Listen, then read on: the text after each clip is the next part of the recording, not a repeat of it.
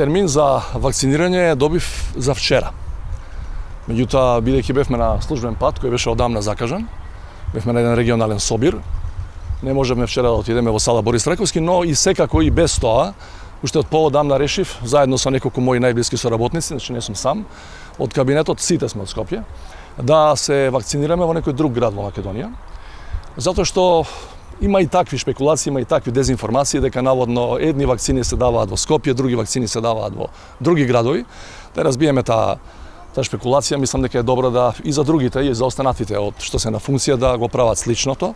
И јас сакам, здравје Боже, на 8-6 ми е втората доза, да ја пријамам некоја трета, сосема трета општина и мислам дека е тоа добро да им покажеме на луѓето дека сите вакцини што доаѓаат во земјава се проверени, сите тие се ефикасни и не треба да имаат никаков сомнеш. Треба што побрзо да го направат тој чин, затоа што гледате, над година дена сме практично као во затвор и добро е што побрзо да се враќаме во нормала и во приватните животи и во нашите професии. Ја не сум отек, мислам дека имаше една група луѓе, колку што разбрав од новинарите, кои беа над 40 години, така. Јас и со него и со премиерот во неколку наврати инсистирав затоа што добив барања од новинарските здруженија и под 40 години да се вакцинираат. Вашата работа е слична на нашата работа, контакт секојдневно со луѓе, на терен сте и тука постои висок ризик за зараза. Можам да го повторам тоа барање до него, се разбира.